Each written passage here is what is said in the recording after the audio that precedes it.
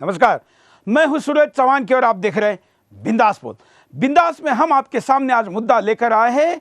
इस देश में जो सरकार इस फिलहाल बनी है, इस सरकार के फॉर्मेशन में ही या इसके स्थापना में ही, बल्कि उसके भी पहले अगर हम जाए तो इस चुनाव में ही विकास एक मुद्दा था, जिस नरेंद्र मोदी को तथाकथित मीडिया वालों ने जातीयवादी और न जाने क्या क्या आरोप लगाकर बदनाम किया था। उस आदमी ने पूरे चुनाव के दरमियान कहीं पर भी विकास छोड़ के कोई मुद्दा नहीं उठाया। विकास का मुद्दा सरकार के स्थापना के बाद भी अब तक चल रहा है, लेकिन शुरू के कुछ महीने अगर छोड़ दे तो उसके बाद ऐसा लग रहा है कि अब एजेंडा सरकार स्थापना प्रस्तावित करने के बजाय उस एजेंडे को विपक्ष तय कर रहा है। और कितने सिस्टमेटिक तरीके से तय कर रहा है, तो जैसे दादरी हुआ तो उसके बाद तुरंत मालदा हुआ तो उसके बाद तुरंत हैदराबाद हुआ तो जेएनयू हुआ। और ये सब कुछ इतना जोड़ के किया जा रहा है कि या तो मोदी किसी देश में जा रहे तब, या मोदी के किसी बड़े आयोजन के समय, जैसे जेएनयू रहा जब मेक इन इंडिया की बड़ा आयोजन मुंबई में हो रहा था। मेक इन इंडिया की खबरों से ज्यादा जेएनयू हावी रहा। इन सारे घटनाक्रम को देखकर हम बिंदास में आपको सवाल पूछ रहे हैं, क्या मोदी के विकास एजेंडे के बनाम अराजकता का एजेंडा, देशद्रोह का एजेंडा ज्यादा हावी है? मीडिया तो कम से कम इसको हवा दे रहा है। आपका क्या कहना है और क्या प्रतिक्रिया है? सरकार और विपक्ष दोनों तक आपको पहुंचानी चाहिए, और इसलिए अगले 1 घंटे तक हम आपको आपकी प्रतिक्रिया विदाउट एडिट सीधे लाइव चैनल पर दिखाने के लिए आमंत्रित करें। किसी पॉलिटिकल पार्टी के किसी भी नेता को आज के बिंदास में हमने इसीलिए नहीं बुलाया क्योंकि हम जानना चाहते कि हिंदुस्तान क्या कह रहा है। प्रधानमंत्री तक आपकी बात पहुंचाएंगे और विपक्ष भी इसको जरूर देखे। आपकी प्रतिक्रिया लेने के पहले विस्तार से मुद्दा।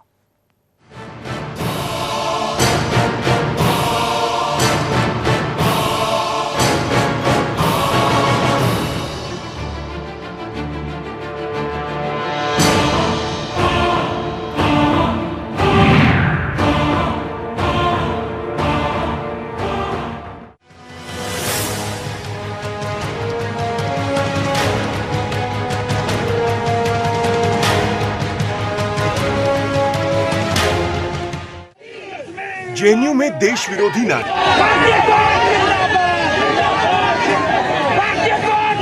आतंकी अफजल का समर्थन, अफजल की हत्या नहीं सहेंगे। भारत की बर्बादी के सपने, हिंदुस्तान के टुकड़े करने का ख्वाब। कश्मीर के नौजवान संघर्ष करो। क्या ये सब देश में अचानक हो गया, या इन सब के पीछे कोई छुपा एजेंडा है? क्या ये सब सरकार के विकास कार्यों से ध्यान हटाना है, या फिर दुनिया में देश की बदनामी कर जगह मिली वो अपने आप में ही सारी बातों को बयां कर देता है? क्या इस सरकार के विकास के एजेंडे को खत्म करने का तरीका है? क्या सरकार की नीतियों को जनता तक नहीं पहुंचने दिया जा रहा? ऐसे में सवाल उठ रहे हैं कि क्या सरकार ऐसे देश विरोधी एजेंडों पर सख्त नहीं है? क्या सरकार विकास की नीति को लागू नहीं कर पा रही, या फिर विकास की नीतियों को जनता तक नहीं पहुंचा पा रही? मोदी सरकार के सत्ता में आने के पहले दिन से ही काम शुरू हो गया। आर्थिक क्षेत्र में मेक इन इंडिया आगे बढ़ रहा है, जिसके जरिए निवेश के रास्ते खुले हैं। सामाजिक उत्थान के लिए बेटी बचाओ बेटी पढ़ाओ का असर दिख रहा है। सरकार की जनधन योजना आम आदमी तक पहुंची है। स्वच्छ भारत अभियान में सभी की भागीदारी काबिले तारीफ है। वहीं विदेशी स्तर पर भारत की छवि बदली है। आज सभी भारत के साथ भागीदार बनना चाहते हैं। पीएम मोदी ने सत्ता में आते ही पड़ोसी देशों से अच्छे संबंधों की पैरवी की। लुक ईस्ट नीति की बजाय एक्ट ईस्ट नीति पर बल दिया। इंडो अफ्रीका सम्मेलन करके सभी अफ्रीकी देशों को एक मंच पर लाने वाला भारत ही है। श्रीलंका में नए आयाम स्थापित किए। म्यांमार में घुसकर आतंकियों का खात्मा किया। चीन और भारत संबंधों में सुधार आया। पाकिस्तानी सरकार भारत की बात सुनने को तैयार हुई। किसानों के लिए महत्वाकांक्षी फसल बीमा योजना शुरू की, जिससे किसानों को फसल नुकसान का फायदा मिल सके। रक्षा खरीद में बढ़ोतरी हुई। रेलवे को आधुनिक और लाभकारी बनाने के एजेंडे में आगे बढ़ा गया। भारत में सड़क निर्माण का काम सबसे तेजी से आगे बढ़ा। भ्रष्टाचार पर सरकार का सख्त रुख सामने आया, लेकिन ना तो सरकार और ना ही सरकारी प्रवक्ता विकास के एजेंडे को जनता के सामने रख पाए। ऐसे में विपक्ष बड़ी आसानी से अपने एजेंडे में कामयाब हो गया, क्योंकि विपक्ष जानता है कि प्रधानमंत्री की सबका साथ सबका विकास योजना कामयाब हो गई तो देश में विकास की राजनीति शुरू हो जाएगी, जो किसी भी तरह से विपक्ष को हजम नहीं होगी। इसीलिए विकास के एजेंडे को कैसे खत्म किया जाए, यही विपक्ष के सामने सबसे बड़ी चुनौती है। इसके लिए देश विरोधी और आतंकी समर्थक लोगों को आगे करके सरकार को उसके एजेंडे से भटकाना है। अगर सरकार विकास के एजेंडे को आगे नहीं बढ़ा पाई तो इससे न सिर्फ देश के विकास पर असर पड़ेगा, बल्कि देश में देश विरोधी ताकतें मजबूत होंगी।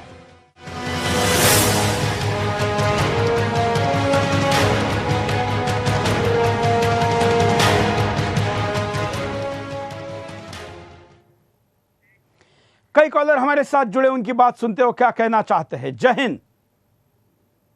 मैं बोल रहा हूँ कि हमारे देश में क्या हो रहा है।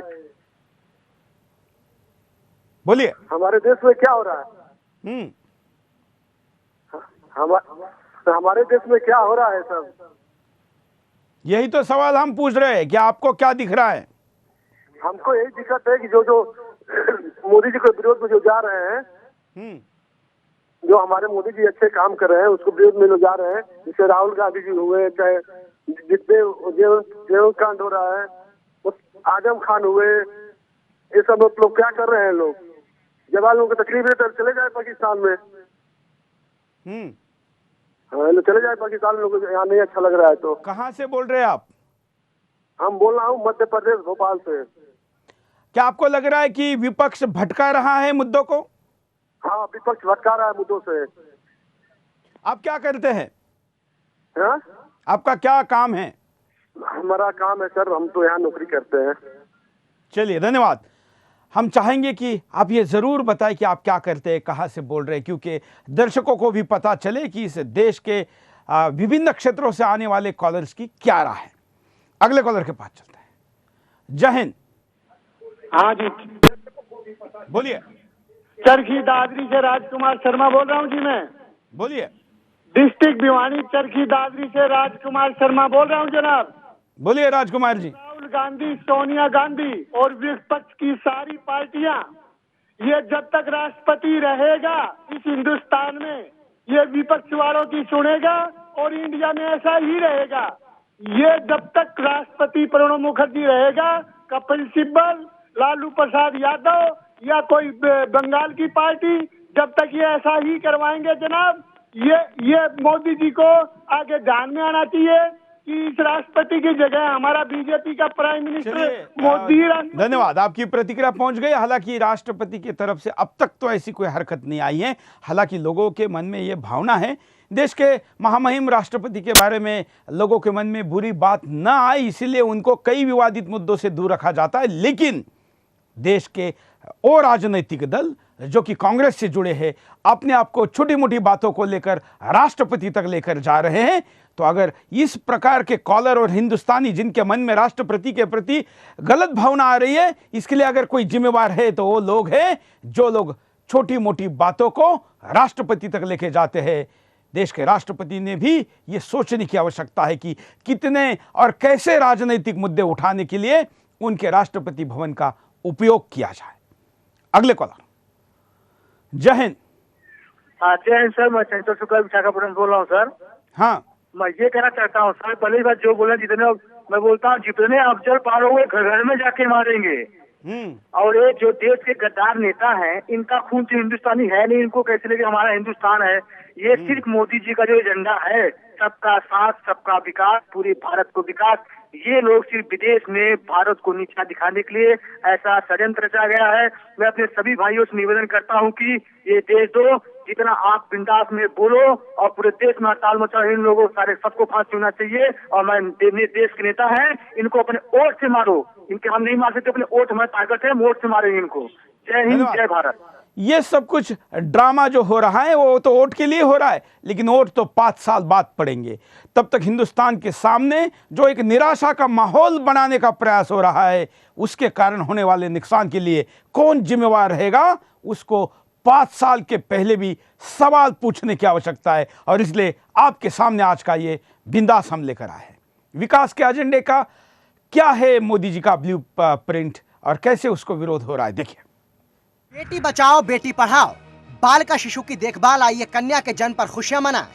22 जनवरी 2015 को हरियाणा के पानीपत में शुभारंभ किया, जिसका असर हरियाणा में देखा जा रहा है। जनता को मिली जाम की ताकत, यानी जनधन, आधार और मोबाइल। 67 साल बाद देश में ऐसी बहुत बड़ी आबादी थी जो अभी तक बैंक से नहीं जुड़ पाई थी, मगर वो बैंक से जुड़कर साहूकारों के चंगुल से बच गई। विकास के प्रति नवीन दृष्टिकोण, सांसद आदर्श ग्राम योजना। प्रधानमंत्री ने सांसद आदर्श योजना लॉन्च की, लेकिन सभी सांसदों ने इस पर सही से कार्य नहीं किया, क्योंकि ये सांसद काम करने की बजाय सत्ता सुख भोगना चाहते हैं। भारतीय उद्यमियों के हौसले हुए बुलंद। मेक इन इंडिया की पहल करके सरकार ने भारतीय उद्यमियों को नए अवसर प्रदान किए। इससे न सिर्फ भारत में विकास की गति को बल मिला, बल्कि नए रोजगार भी पैदा हुए। नमामि गंगे योजना के जरिए सरकार ने कई उदाहरण पेश किए। गंगा जी का न सिर्फ सांस्कृतिक महत्व है, बल्कि आध्यात्मिक भी बहुत है। ऐसे में सरकार ने आगे बढ़कर इस योजना को लागू किया, क्योंकि गंगा सफाई के नाम पर पहले भी कई बार नई नई घोषणाएं हुई, मगर हुआ कुछ नहीं। भारत के विकास को मिली मजबूती। भारत के अभी भी कई गांव अंधेरे में हैं। इन गांवों तक 1000 दिन में बिजली पहुंचाने का लक्ष्य रखा गया, जो तेजी से आगे बढ़ रहा है। भारतीय अर्थव्यवस्था की तेज हुई गति। भारत दुनिया में सबसे तेजी से बढ़ने वाली अर्थव्यवस्था हो गई, मगर इस ओर किसी ने ध्यान नहीं दिया। देश में महंगाई दर में कमी आई, मगर कोई भी इस ओर नहीं देख रहा। खुशहाल भारत के लिए मजबूत किसान। अगर भारत को खुशहाल बनाना है तो किसानों को खुशहाल बनाना होगा, क्योंकि देश की 70% आबादी खेती पर निर्भर है। इसके लिए सरकार ने फसल बीमा योजना की शुरुआत की है। कायम की अभूतपूर्व पारदर्शिता। भ्रष्टाचार में कमी जनता की सबसे बड़ी उपलब्धि रही है। पहले नेता और प्रशासनिक अधिकारी अपने आकाओं का डर दिखाकर मनमाने ढंग से काम करते थे, मगर अब इसमें सुधार आया है। एक उज्जवल भविष्य की ओर। प्रधानमंत्री विद्या लक्ष्मी कार्यक्रम के माध्यम से सभी शिक्षण संस्थानों को जोड़कर छात्रवृत्ति दी गई। इससे युवाओं को नए काम करने के लिए ऊर्जा मिली। भारत के कोने कोने को जोड़ने की कवायद। देश में सड़क मार्ग, रेल मार्ग और जल मार्ग के रूट तेजी से बनने लगे हैं। इससे देश में आप कहीं भी आसानी से आ जा सकते हैं और देश के कोने कोने में व्यापार कर सकते हैं। संघवाद को बढ़ावा देते हुए विभिन्न राज्यों का समान रूप से सशक्तिकरण। इससे पहले कभी भारत के विकास के लिए टीम इंडिया का भाव नहीं देखा गया। प्रधानमंत्री ने सभी राज्यों को समान रूप से आगे बढ़ाने के लिए सभी के सहयोग का आभार व्यक्त करते हुए समान रूप से सहायता की। सुधारों की दिशा में अग्रसर। जनधन योजना के साथ गैस सब्सिडी को खातों में ट्रांसफर किया। जीएसटी लागू करने की ओर कदम बढ़ाए। स्वच्छ भारत की दिशा में पहल। प्रधानमंत्री ने स्वच्छ भारत योजना लागू करके देश के सभी लोगों में इसमें शामिल होने का आगाज किया। लोगों ने खुद आगे आकर प्रधानमंत्री का साथ दिया। इससे देश और दुनिया भर में नया संदेश गया। कॉलर के पास चलते हैं। जय हिंद जी, जय हिंद। बोलिए। मैं इटली से संजू खींची। हाँ बोलिए। सर, मैं ये अभी कल मैंने जेडी बख्शी जी की खबर सुनी थी, वो ये आज तक मैं सभी देख रहा हूँ। पहले तो मैं जेडी बख्शी जी को सल्यूट करता हूँ। उनको ये कहना चाहता हूँ कि आपका एक एक आंसू हमारे लिए बहुत कीमती है। आप बिल्कुल भी ये बेफिक्र रहे कि हम आपके साथ नहीं, हम आपके साथ में खड़े हैं, कंधे से कंधा मिलाकर। और ये जो केजरीवाल रोज रोज के ड्रामे करते हैं, ठीक है, आप सभी ने एक कहावत सुनी होगी, थूक के चाटना। लेकिन आप सभी ने कहावत सुनी होगी, थूक के चाटना, लेकिन केजरीवाल ऐसा इंसान है, वो तो हाँक के चाट लेता है। चलिए, अच्छे शब्दों का उपयोग करिए, नहीं तो फिर आप में और केजरीवाल में भी क्या फर्क रहेगा। हम इस प्लेटफॉर्म की जो विशेषता है वो अपनी बात रखने की, उसको बनाए रखने के लिए संवैधानिक शब्दों का उपयोग करें, नहीं तो फिर केजरीवाल में और आप में क्या फर्क रहेगा। अगले कॉलर। जय हिंद। मैं सर प्रताप सिंह बोल रहा हूँ जैसलमेर से। बोलिए। जी सर, ये जो देश के अंदर जो अराजकता की स्थिति पैदा करने वाले जो वामपंथी और कांग्रेसी है, उन लोगों ने ही इस मतलब ये बौखला गए हैं। बीजेपी की इस गवर्नमेंट से ये बौखला गए हैं, मोदी जी से ये बौखला गए हैं। 60 साल के अंदर जो देश में गंदगी फैली हुई थी, उस गंदगी को कचरा हटाने के लिए जो मोदी जी काम कर रहे हैं, उससे ये बौखलाए हुए हैं। इनकी राजनीति और इनकी जो जमीन है वो खिसकती हुई नजर आ रही है। इनकी सोची समझी हुई साजिश के तहत इन्होंने सबसे पहले देश में जो मोदी जी ने जो विदेशी दौरे शुरू किए, उसके ऊपर इन्होंने क्रिटिसाइज शुरू किए। गुजरात में पाटीदार आंदोलन, आरक्षण का आंदोलन हो, दिल्ली में जो अराजकता की स्थिति है, आप आम आदमी सर ये आपकी आम आदमी पार्टी की जो सरकार है वो किस तरह का काम कर रही है, और उसको वो है, चाहे ये जो जवाहरलाल नेहरू यूनिवर्सिटी में जो ये देशद्रोही नारे हो, या इनका एक सोची समझी प्लानिंग के तहत इनका कम से कम 20 से आई थिंक देश की बड़ी यूनिवर्सिटी और टॉप इंस्टीट्यूट में इस तरह की। बिल्कुल, धन्यवाद। एक नए कॉलर एक मुद्दे को लेकर इसका विश्लेषण करें। अगले कॉलर के पास चलते हैं। जय हिंद, बोलिए, आपको क्या कहना है? चलिए, शायद इस कॉलर से संपर्क तो रहा। अगले कॉलर के पास चलते हैं। जय हिंद जी, बोलिए।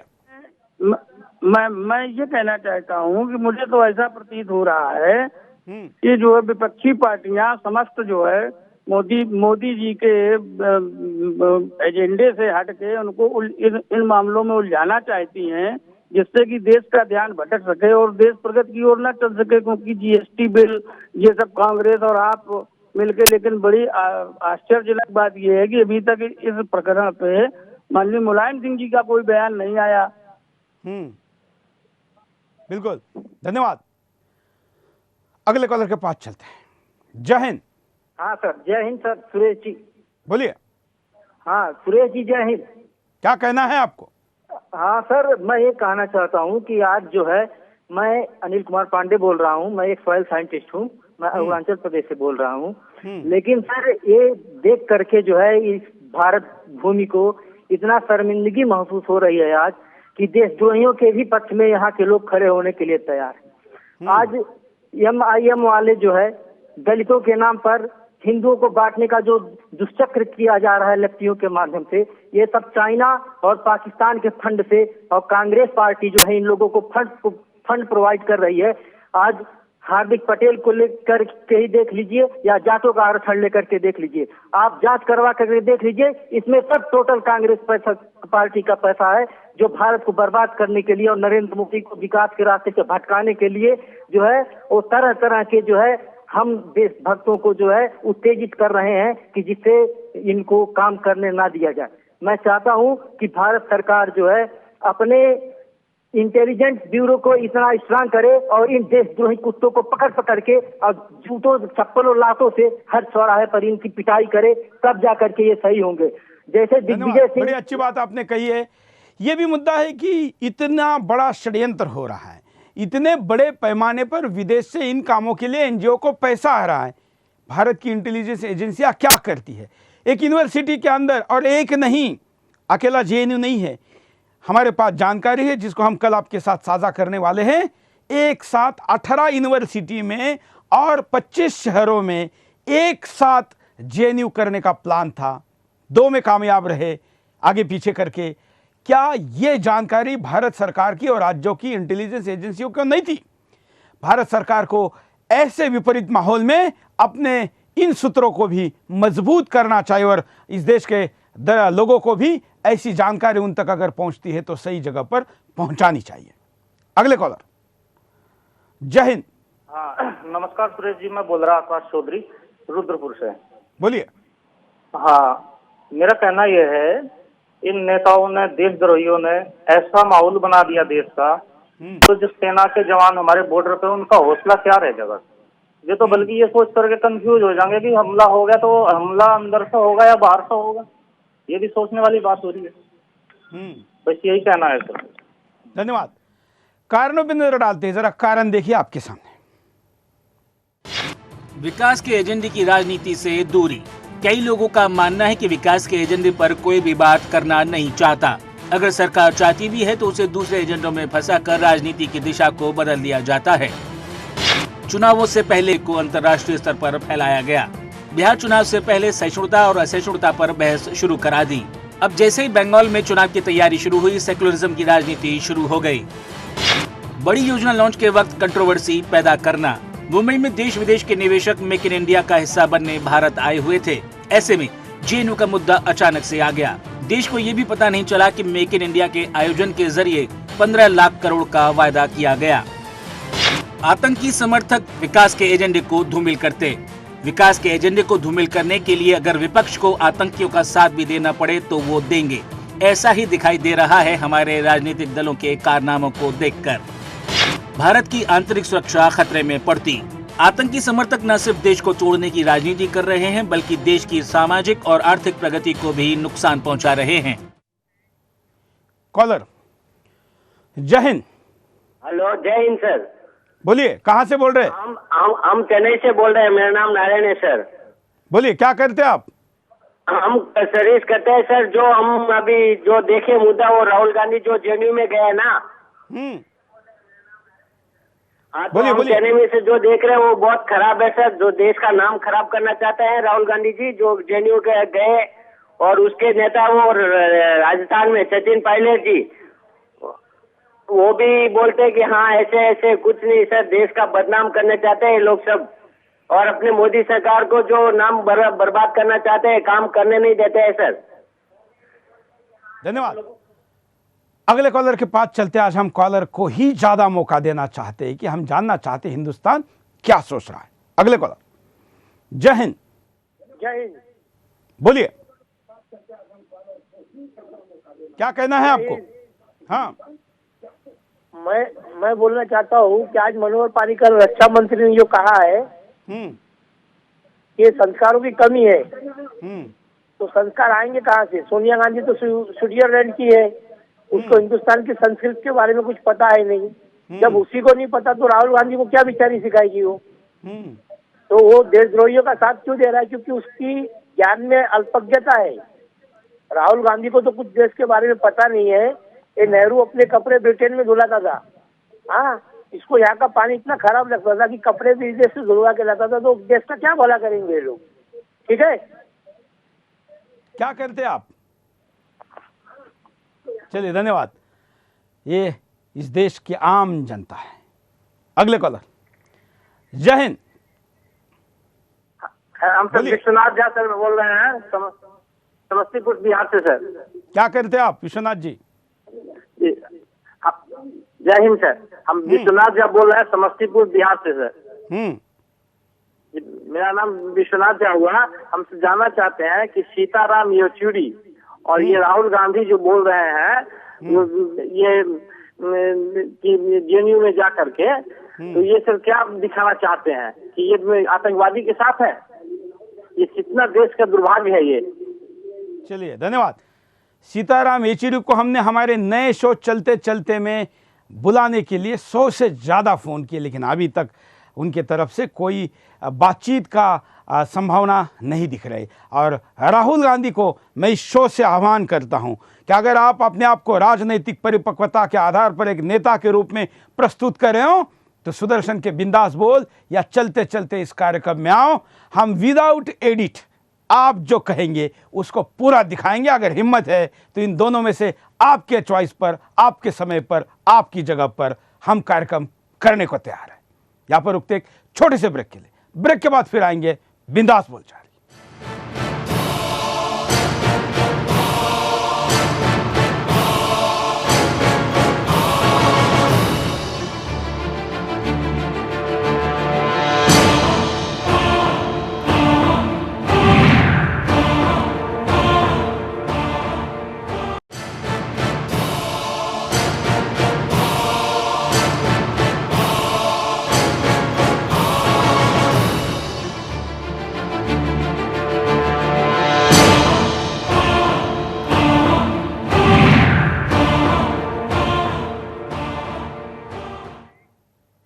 ब्रेक के बाद आपका एक बार फिर से स्वागत है। आप देख रहे हैं बिंदास बोल, और बिंदास में हम आपके सामने मुद्दा लेकर आए मोदी सरकार के विकास के एजेंडे के ऊपर देश में अराजकता एजेंडा सेट करने का प्रयास हो रहा है। भारतीय जनता पार्टी की भी ये दुर्दशा है कि मोदी सरकार ने जितना काम किया, दिन रात जागकर मोदी काम कर रहे हैं, लेकिन पार्टी के पास एक सिंगल विंडो सिस्टम नहीं है कि मीडिया हाउस को मोदी जी के विकास का सारा लेखा जोखा एक क्लिक पर या एक कॉल पर या एक ईमेल पर या एक व्यक्ति से मिल पाए। इतना काम मोदी जी दिन रात करते हैं। अगर पार्टी की तरफ से ये बैकबोन सपोर्ट नहीं मिलेगा या बैक ऑफिस सपोर्ट नहीं मिलेगा तो लोगों तक बात कैसी पहुंचेगी? कॉलर के पास चलते हैं। जय हिंद। जय हिंद। मैं शिलोंग से बोल रहा हूँ सर। मेरा मैं ये कहना चाहता हूँ सर। बोलिए बोलिए। हाँ, मैं ये कहना चाहता हूँ सर, जो सरहद में हमारा हमारा जो जवान अपना जान निछावर कर रहा है हमारा भारत का हिफाजत के लिए, और ये भारत का राजधानी दिल्ली, यहाँ में आपका गद्दारों का और देशद्रोही का मंडी लगा हुआ है। हाँ, और काल देख रहा था जो राहुल गांधी वहां में जाके, उस दिन जाके राहुल गांधी जाके इन लोगों को प्रशासन कर रहा था, तो इन लोगों का मनोबल और बढ़ गया। और दूसरी बात सर ये है, जो राहुल गांधी काल में देख रहा था, बोल रहा था जो देश प्रेम हमारा दिल में है, हमारा खून में है। अरे सारा दुनिया, सारा देश देख रहा है किसका दिल में और किसका खून में देश प्रेमी है। मैं भारत का नौजवान भाई बहन को कहना चाहता हूँ, जो दिन में अपने लिए 6 घंटा देता है तो आधा घंटा ये भारत माँ का लिए दे, जो कुछ कर सके। और ये लोगों के मन की व्यथा है कि उनको दूर से दिल्ली कैसे दिख रही है, तो दिल्ली के अंदर आएंगे तो कितनी गंदगी होगी हम समझ सकते हैं। दिल्ली का मेन प्रोडक्ट यहाँ की कूटनीति थी, लेकिन अब दुर्भाग्य से वो षड्यंत्रों की राजधानी बनती जा रही है, जहां पर मोदी के विरोध के नाम पर अब देश का विरोध हो रहा है। तो ऐसे में क्या होगा इस देश का, यह व्यथा लोगों के मन में और देशभक्तों के मन में आना स्वाभाविक है। अगले कॉलर, जय हिंद, बोलिए। हेलो, क्या कहना है आपको? नमस्कार सुरेश जी। जी भैया, मैं नोएडा से बोल रहा हूँ, निखिल नाम है। बस यही कहना चाहता हूँ, राहुल गांधी जैसे कुछ लोग जो लोग देश के विरुद्ध में बोलते हैं उनका समर्थन करते हैं, और हम जैसे लोगों को भटकाते हैं।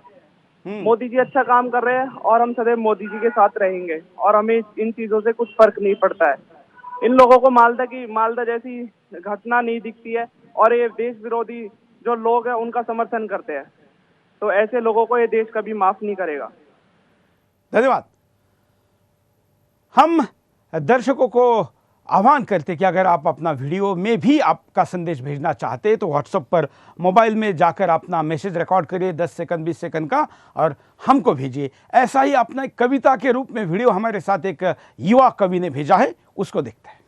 4 पंक्तियों से अपनी बात शुरू करता हूं कि भारत माँ का अमर लाडला गौरव रचकर आया था, भारत माँ का अमर लाडला गौरव रचकर आया था, श्वेत बर्फ का वक्ष चीरकर जीवित बचकर आया था, श्वेत बर्फ का वक्ष चीरकर जीवित बचकर आया था, 5 दिनों तक लड़ा मौत से फिर भी तब तक जिंदा था, पर भारत की राजनीति से आहत था, शर्मिंदा था, जिसने कदमों के नीचे रखा सियाचिन की चोटी को, उस पर सेक नहीं पाएंगे राजनीति की रोटी को, उस पर सेक नहीं पाएंगे राजनीति की रोटी को, राजनीति करने के खातिर सर पर बैठे रहते हैं, राजनीति करने के खातिर सर पर बैठे रहते हैं, राजनीति करने के खातिर सर पर बैठे रहते हैं, राजनीति करने के खातिर सर पर बैठे रहते हैं, सैनिक घायल होता है तो घर पर बैठे रहते हैं।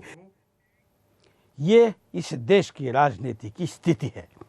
कुछ उपलब्धियां मोदी सरकार के आपके सामने। उपलब्धियां: जनधन योजना, 15 करोड़ से अधिक बैंक खाते खुले, जीवन बीमा और पेंशन वाले 10 करोड़ से अधिक रुपए डेबिट कार्ड जारी।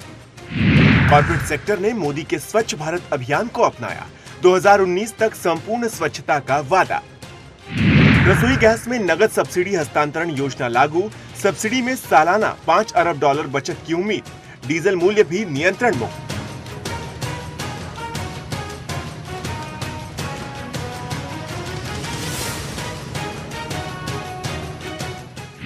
रेल अवसंरचना में विदेशी निवेश को अनुमति, सीमा तय नहीं। रक्षा में विदेशी निवेश सीमा बढ़ाकर 49%, प्रौद्योगिकी हस्तांतरण मामले में सीमा 74%।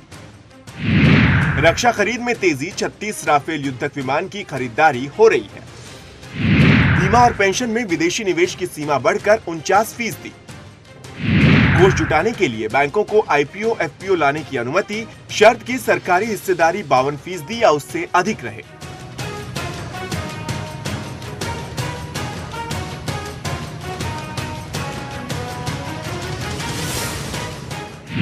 कर लाभ के साथ रियल एस्टेट और अवसंरचना निवेश ट्रस्ट की अनुमति। 100 स्मार्ट शहर परियोजनाओं को मंत्रिमंडल की मंजूरी। रेलवे में 5 साल में $130 अरब खर्च प्रस्तावित। अखिल भारतीय वस्तु एवं सेवा कर व्यवस्था लागू करने की दिशा में ठोस पहल।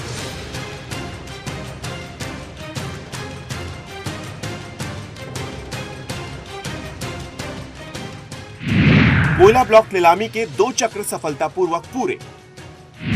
नए विधेयक पारित होने के साथ खनन क्षेत्र में जारी गतिरोध दूर। दूरसंचार स्पेक्ट्रम के लिए नीलामी पूरी। Make in India, digital Bharat और कौशल भारत पहल शुरू। मुख्य ध्यान रक्षा और इलेक्ट्रॉनिक्स पर, मुख्य ध्येय रोजगार सृजन।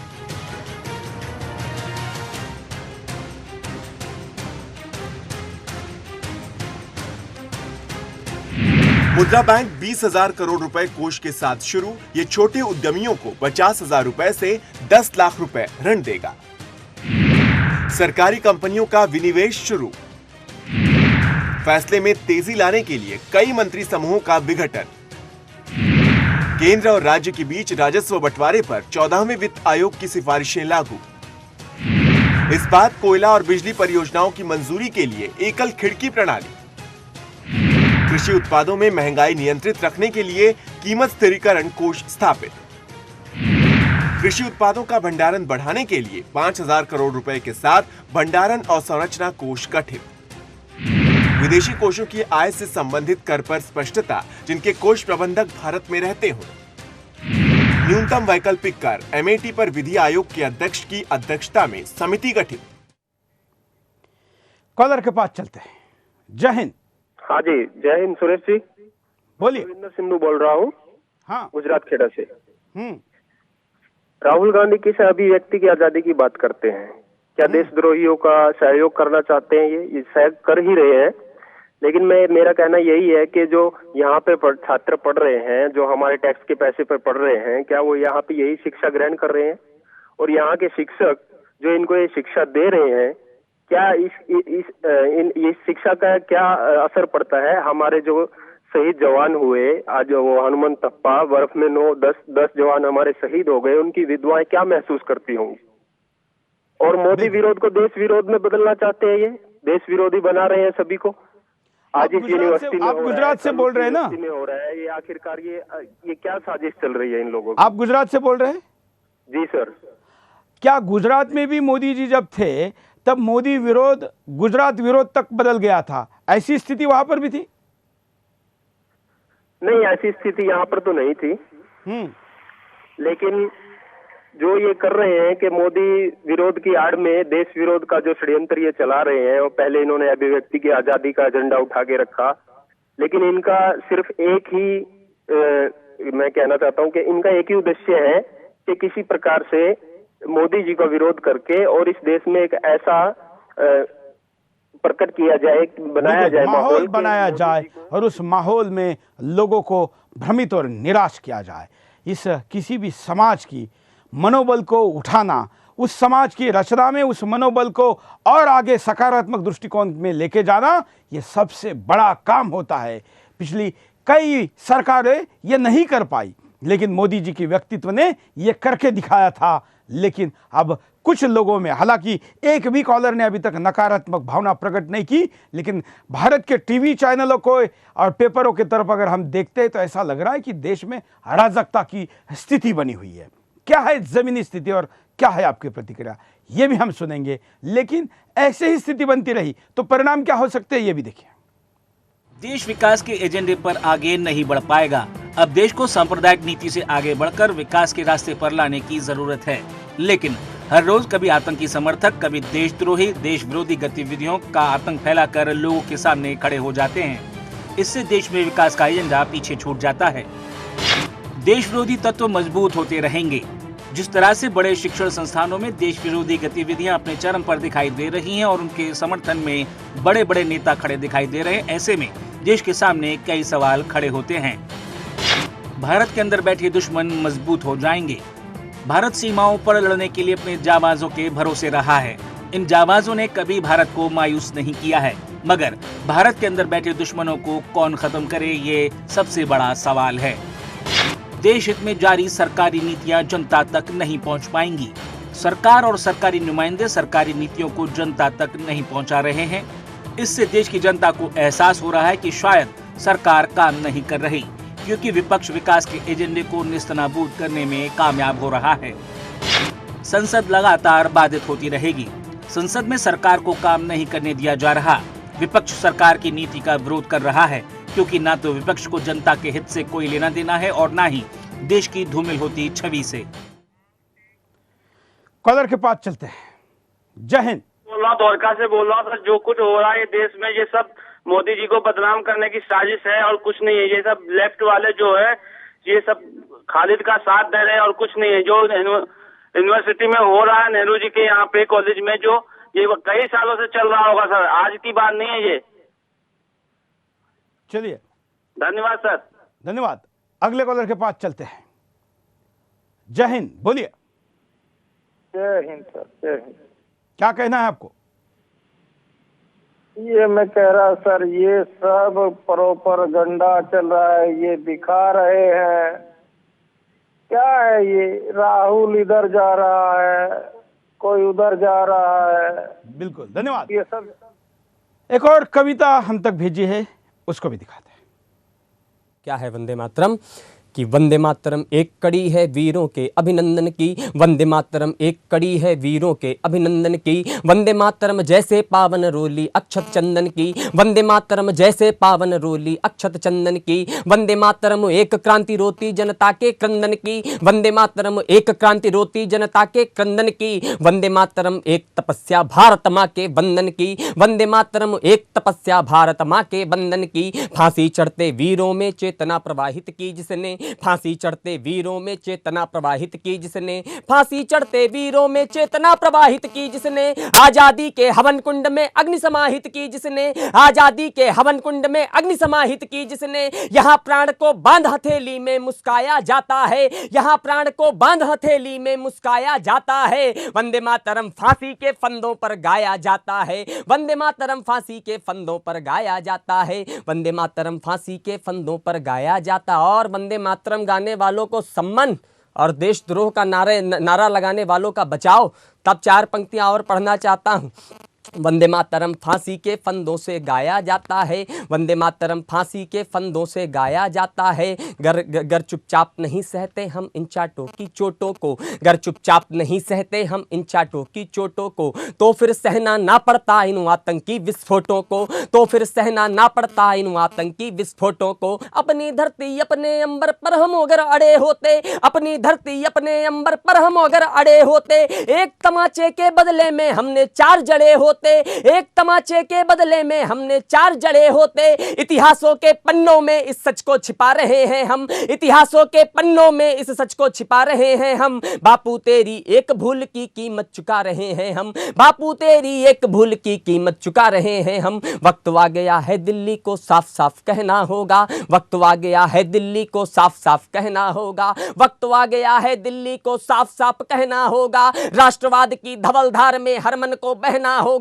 राष्ट्रवाद की धवलधार में हर मन को बहना होगा। जिसे तिरंगा लगे पराया मेरा देश छोड़ जाए, जिसे तिरंगा लगे पराया मेरा देश छोड़ जाए। हिंदुस्तान में हिंदुस्तानी बनकर ही रहना होगा, हिंदुस्तान में हिंदुस्तानी बनकर ही रहना होगा, हिंदुस्तान में हिंदुस्तानी बनकर ही रहना होगा। मातृभूमि का फिर से कर उन्नत ललाट दो मोदी जी, मातृभूमि का फिर से कर उन्नत ललाट दो मोदी जी, मातृभूमि का फिर से कर उन्नत ललाट दो मोदी जी। माँ को गाली देने वाली जीभ काट दो मोदी जी, माँ को गाली देने वाली जीभ काट दो मोदी जी।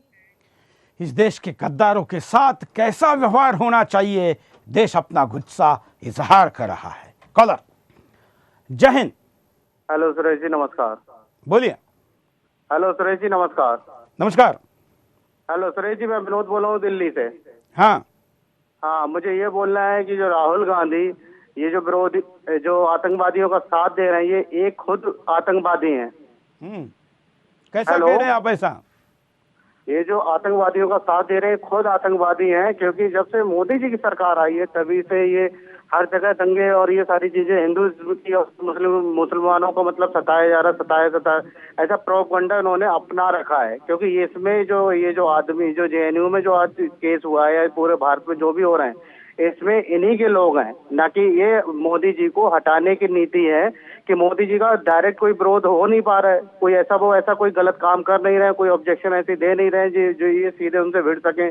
तो इन्होंने डायरेक्टली और इनडायरेक्टली ऐसे इन्होंने षड्यंत्र रचा है कि उन्हें कहीं ना कहीं घेरना है, इनके पास घेरने का कोई नहीं है। और ये देश के सबसे बड़े दुश्मन, सबसे बड़े भ्रष्टाचार के आरोपी जो अभी इनकी सरकार गई है, जनता को पता है, देश को पता है ये कितने भ्रष्ट हैं। इनकी माताजी इटली में एक वेटर का नौकरी करती थी, आज ये हमें देशभक्ति की राह बताएंगे कि कौन देशभक्त है। हमें सिर्फ एक क्वेश्चन है हमारा। हेलो, चलिए, धन्यवाद। कम शब्दों में अपनी बात को कहे और सभ्यता का ध्यान रखें। अगले कॉलर। जय हिंद। हाँ नमस्कार, बोलिए जी नमस्कार। हेलो नमस्कार। आप मैं इसके हलदार धनबाद झारखंड से बोल रहा हूँ। बोलिए बोलिए। ये जो राष्ट्रवादी राष्ट्र विरोधी ताकतें हैं ये दिन पर दिन उभरती जा रही है। खास करके अभी जो एनडीए का सरकार आई है तब से इन लोग और ज्यादा शोरगुल करने लगा है। केजरीवाल, राहुल, ये तो गद्दार है देश का, ये गद्दारी कर रहे देश के साथ। राष्ट्र प्रेम का कहीं कुछ है ही नहीं। ये बहुत ही दुख के, हम लोग यहाँ जब आपके न्यूज में सब देखते हैं तो बहुत ही आंसू होती है। आज भारत का परचम लहरा रहा है, पाकिस्तान को जो F-16 विमान जो दिया जा रहा था, अमेरिका भी भारत से प्रभावित होकर देखिए वो ये भी सौदा भी बंद करने जा रहा है। ये हमारे लिए कितने भी गौरव की बात है कि भारत का अभी जान भी रहा है कि कोई प्रधानमंत्री है। और पहले मनमोहन सिंह जी लगते था कोई कठपुतली है, ऐसे करके चलते थे, उनका आवाज तो कभी सुने ही नहीं उनका इतना साल का कार्यक्रम में। आज लगता है कि हाँ कोई है, शेर है, कोई माँ का लाल अभी भारत का प्रधानमंत्री है। तो ऐसे प्रधानमंत्री को, ऐसे सरकार को बदनाम करने के लिए ये जो राष्ट्र विरोधी ताकतें हैं ये सभी सक्रिय है। और हम लोग चाहते हैं बोल रहे हैं ऐसा देश में आप कहाँ से बोल रहे हैं? कोई कार्यक्रम हो उसके लिए कोई किसी संगठन राजनीति वाले कोई कुछ नहीं बोल सके। चलिए, धन्यवाद। अगले कॉलर के पास चलते हैं। जय हिंद, बोलिए। नमस्कार सर, मैं राजस्थान से बोल रहा हूँ। हेलो, बोलिए। सुरेश जी, मैं राजस्थान से बोल रहा हूँ, उस धरती से जहाँ महाराणा प्रताप पैदा हुए थे। मेरा नाम अक्षय सिंह है, गांव उपरेड़ा, तहसील बजेड़ा, जिला भीलवाड़ा, मेवाड़। बोलिए बोलिए। उनको राहुल गांधी को आप बताइए, भारत में बहुत लिटरेसी आ गई है और वो बहुत समझते हैं, पब्लिक समझने लग गई है। उनको बताएं सर, क्या जो हाफिज सईद और जो पाकिस्तान के आज जो प्रवक्ता बोल रहे थे वही भाषा राहुल गांधी बोल रहे थे। अब भारतीय जनता बहुत अच्छी तरह समझ गई है सर, उनको कहिए थोड़ा ध्यान रखें सर। Thank you sir. धन्यवाद। मेवाड़ का आवाज सुनाई दे रहा था। अगले कॉलर। जय हिंद। हाँ सर, नमस्कार सर। नाम और कहां से बोल रहे बताइए। हाँ सर, चंद्र कुमार बोल रहा हूँ, बठिंडा से, आर्मी से हूँ। बोलिए सर। मुझे बड़ा दुख होता है जब मैं ऐसी बातें सुनता हूँ। टीवी पे देशद्रोही अपने देश में ही है। मैं ये सोचता हूँ कि कहाँ से सेना में नौकरी करूँ कि क्या सोचूं, क्या करूँ, समझ में नहीं आता है कि हम बाहर वाले से लड़े कि अपने अंदर वाले। आप चिंता मत करिए, आप सीमा के पार के दुश्मनों से लड़िए, अंदर के देशद्रोहियों को तो देश निपट लेगा। चिंता मत करिए, आपके जैसे सैनिकों ने हौसला नहीं हारना चाहिए। और आप नहीं, हम हारेंगे नहीं सर, ऐसी बात नहीं, हम बिल्कुल नहीं हारेंगे। ये तो परंतु क्या है, थोड़ा दिमाग जाता है कि बताओ हमारे देश में ही ऐसे आदमी बैठे हुए हैं एक जो गद्दारों के साथ मिले हुए हैं। तो आपके मन में जो भावना है यही भावना बाकी सैनिकों के मन में भी फैल रही है? हाँ जी, बिल्कुल फैलती है जी। सही बात। तो आपका क्या संदेश है ऐसा झेठ देश में ऐसा माहौल बनाने वाले लोगों को? मेरा तो यही संदेश है, इनको बेइज्जती किया जाए हर जगह तरीके से, चौराहे पे खड़े होकर के यह देशद्रोही, देशद्रोही का। चलिए, एक फौजी के तौर पर आप क्या कहना चाह रहे हैं हम समझ रहे हैं। धन्यवाद। इस देश के सैनिकों की अभी बात हो रही थी और इसी वक्त सेना में काम करने वाले एक सैनिक ने कॉल करके अपनी बात को, अपनी व्यथा को, अपनी मनस्थिति को देश के सामने रखा है। कल्पना करिए कि इस देश की दुनिया भर की इतनी महत्वपूर्ण सेनाओं में से एक, टॉप 3 सेनाओं में से एक भारत की सेना के मनोबल पर इस गंदी राजनीति का कितना असर पड़ रहा है। अगले कॉलर। जय हिंद सर, वंदे मातरम। रोहित अवस्थी बोल रहा हूँ, सिरोही राजस्थान से। सर, मैं ये कहना चाहता हूँ कि जब भी ये कांग्रेस और विपक्षी दल अगर आरएसएस को आतंकवादी और देश का विद्रोही कह रहा है तो इसको ये कैसे भूल जाते हैं कि जब भी भारत और पाकिस्तान के बीच में युद्ध हुआ या इस देश के ऊपर जब भी कोई विपत्ति आई तो आरएसएस ने ही उनकी लिए एक ढाल बन के खड़ी रही है और उसने इस देश की रक्षा की है दुश्मनों से। और वो आज इसको आतंकवादी कह रहे हैं तो हमारा खून खोलता है कि इन लोगों को ये भूल जाना चाहिए भूल गए क्या वो अपनी जिस माँ की कोख से जन्म लिया है क्या वो हिंदुस्तान की है कि क्या पता कहाँ की है। वो ये भूल जा रहे हैं कि इस धरती के लिए जिन्होंने खून पसीना बहाया है, उन्होंने अभी पिछली बार कहा था कि ये लोग उनके तलवे चाटते थे, वो ये कैसे भूल गए कि आजादी के अंदर जितना आरएसएस का सहयोग रहा है उतना किसी का नहीं रहा। 1925 में जब डॉक्टर हेडगेवार ने आरएसएस की स्थापना की थी तो वो ये सोच के नहीं की थी कि वो कांग्रेस की हो या बीजेपी की, उसने एक राष्ट्र की रक्षा के लिए ही आरएसएस की स्थापना की थी। और आज ये लोग अगर इसको आतंकवादी कह रहे हैं, अरविंद केजरीवाल उनको आतंकवादी कह रहा है, तो मैं उनके ऊपर धिक्कार है, ललकार है। उनको भारत में रहने का कोई अधिकार नहीं है, उसको इनको आज भी आज दिल्ली में ये कोई प्रवक्ता नहीं है। आप सोच रहे, आप पूरे शो में आप देख रहे हैं कि देश की आम जनता अपना नाम बताकर, अपना ठिकाना बताकर, अपना काम बताकर अपनी प्रतिक्रिया बता रही है। उपाय में नजर आता है देशद्रोही गतिविधियों को अंजाम देने वालों पर सख्त कार्रवाई हो। जो लोग देशद्रोही गतिविधियों को अंजाम दे रहे हैं ऐसे लोगों पर जांच कर सख्त कार्रवाई की जाए। इन लोगों के आकाओं की पहचान कर इनका पर्दाफाश किया जाए और इन पर आतंकरोधी कार्यों में लिप्त होने के लिए कार्रवाई की जाए। विकास की राजनीति पर विपक्ष संसद में बहस करे। संसद बहस करने के लिए होती है, ना कि अड़ंगा डालने के लिए।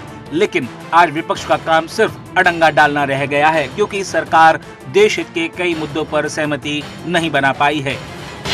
सामाजिक नीतियों को समाज तक पहुंचाया जाए।